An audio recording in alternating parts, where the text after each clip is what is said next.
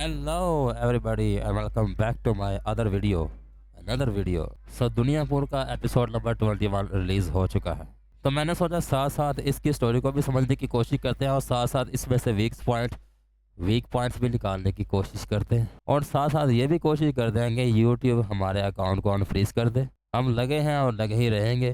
तो पोस्टर को देखने के बाद इस तरह लगता है कि इस ड्रामे में हर तरफ तबाही तबाही है, आग है, वायलेंस है और जज्बातों की इसमें कोई भी किसी किस्म की जगह नहीं है। और ये बात एक तरह से दुरुस्त भी है। ड्रामे की शुरुआत में ही बदले की बात चलती है, ये बात माननी पड़ेगी। ये जो 1-2 मिनट का जो क्लिप था ना, उस क्लिप में इस बंदे ने बड़ी कमाल की एक्टिंग की है और काफ़ी अच्छे एक्सप्रेशन थे और सच में इसके डायलॉग सही थे। टट्टी डायलॉग नहीं थे जिस तरह के बाकी इस ड्रामे में डायलॉग बोलते हैं, उस तरह के बिल्कुल बेमतलब डायलॉग नहीं थे। अच्छा, वैसे मैं बड़ा हैरान हूँ इस ड्रामे में। असले की बात तो ऐसे की जाती है जैसे इस ड्रामे में हर वक्त ही कहीं ना कहीं रॉकेट लॉन्चर चल रहा हो या राइफल चल रही हो या फिर कोई कत्ल गारत हो रही हो, लेकिन ऐसा कुछ भी नहीं है। ये सिर्फ बढ़ के ही है और हर सीन में पिस्टल ऐसे दिखाई जाती है कि अभी ये पिस्टल पकड़ के सामने वाले खड़े बंदे का टट्टा उड़ा देगी, लेकिन कुछ नहीं, सिर्फ डायलॉग ही पेलते हैं, बकचोदी ही करते हैं। ये गैंगस्टरशिप कम, लेकिन नूरा कुश्ती ज्यादा लगती है मुझे। और यहाँ पर आकर ये बिना मूछ वाला केक आके नौरोज को बताता है कि भाई उनका प्लान है शादी के फौरन बाद ही हमला कर देना और तेरे कच्चे में उड़ा देना।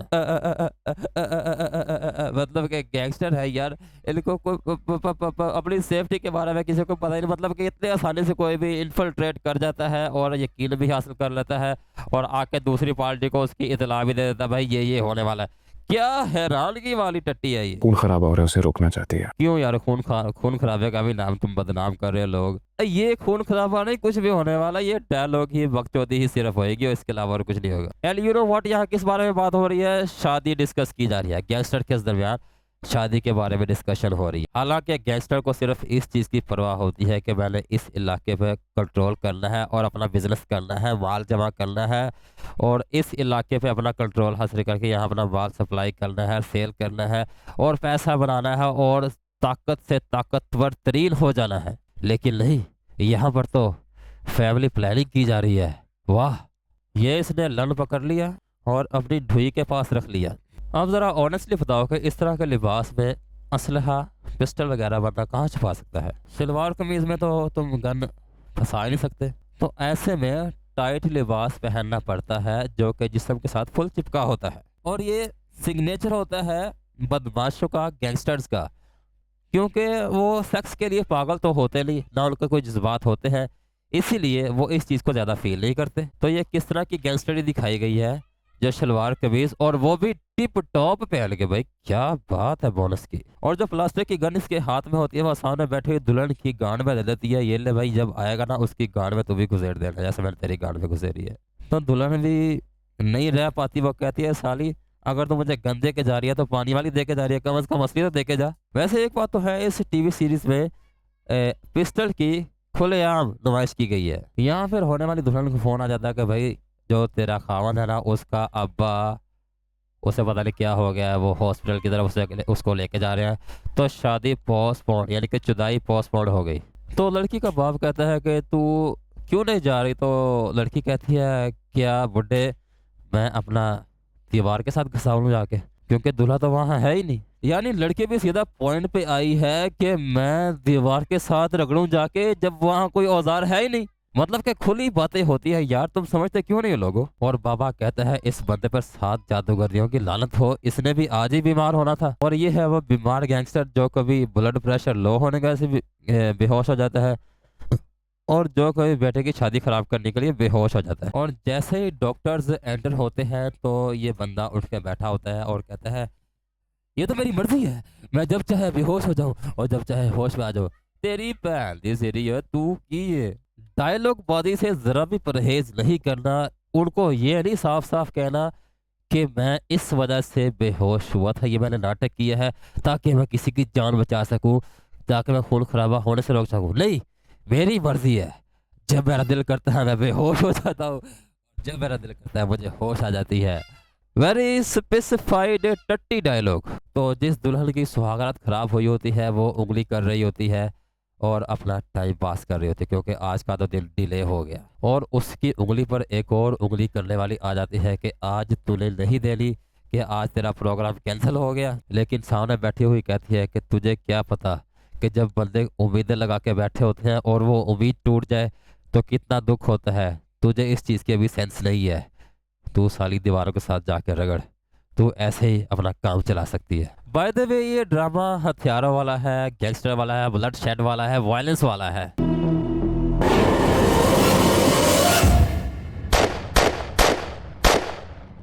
गन शॉट और गन इफेक्ट भी नहीं लगा सके। देखो ज़रा, इन ड्रामों को मिलियंस ऑफ व्यूज़ आते हैं, मतलब अच्छी अच्छी खासी कमाई होती है। और एपिसोड भी 34-35 मिनट का, 40 मिनट का होता है। लेकिन उसके बावजूद भी इनमें इम्प्रूवमेंट लाने की ख्वाहिश नहीं होती। ये हैं लकीर के फ़कीर, अन्नी द बच्चे। और होश आए बाप के साथ फिर से कुछ मिनट के लिए बकचोदी शुरू हो जाती है। और ये कन्वर्सेशन मुझे पता नहीं किस मोड की है, मतलब दुखी मोड की है, या फिर ये कोई रिलैक्सेशन मोड की है, या फिर ये कोई तसल्ली देने के लिए, या फिर कोई इंस्पिरेशन के लिए। ये समझ से बाहर है भाई। और इस कन्वर्सेशन का मतलब है कि ये भी नहीं पता चल रहा। उसके बाद इस ड्रामे के पुलिस वाले भैया अपनी तफ्तीश का आगाज करते हुए उस गुंडे को कहते हैं, क्या तुम न्यूज़पेपर पढ़ सकते हो, क्योंकि मुझे लगा कि तुम सिर्फ तस्वीरें देख रहे हो। तो वो कहता है, हाँ जी मैं पढ़ सकता हूँ। क्यों, तूने मुझसे अपनी तलाक पढ़वानी है? ये भी कहता साथ। फिर वो कहता है, नहीं नहीं भाई, मैंने वैसे ही पूछा था। हाँ हाँ हाँ हाँ। तो फिर वो कहता, भाई तू तो ऐसे ही गुस्सा कर गया, मैं तो तुझसे वैसे ही पूछ रहा था, तू तो हाँ हाँ हाँ, ये वैसी ही बात हो रही थी। तो खाली चाय का कप उठा के नौरोज आदम अपने एक सर्वेंट के साथ गुफ्तगू उड़ा रहे होते हैं भाई साहब। और बड़े चिल माहौल में वो बेड पर बैठे होते हैं। और ये समझ नहीं आ रहा कि ये हॉस्पिटल का बेड है या फिर किसी घर के एक कमरे में एक बेड बिछा के और उसके आसपास थोड़े इंस्ट्रूमेंट लगा के उसी कमरे को हॉस्पिटल बना दिया है शायद। और फिर नौ रोज आदम उस बंदे को कहता है कि तू उसकी सारी की सारी मालूमात निकला, अपने तेरे जितने शहर में कलेक्शन है उन सबको इस्तेमाल कर। और ये सब कहने के बाद एक बार फिर से फेक ड्रामा करता है कॉफ़ी या चाय पीने का, जबकि उसमें कुछ है ही नहीं। देखो कप की डायरेक्शन देखो, इतना वर्टिकल किया हुआ है, इतनी गर्म चाय ऐसे पी जाती है। शौकरी या वे और थोड़ा जा उत्ते करके थोड़ा जा वर्टिकल करके बना एक चुस्की लाना छोटी सी। लेकिन तू तो यार पूरे का पूरा कप ही मुंह में डाल रहा, तुझे मुंह में डालने की ज्यादा आदत तो नहीं, सकी सकर। और पीछे देखो सीजीआई वाले गनमैन खड़े किए हुए हैं इमारतों पे, जो कि बिल्कुल स्टिल हैं और ज़रा भी नहीं हिल पा रहे।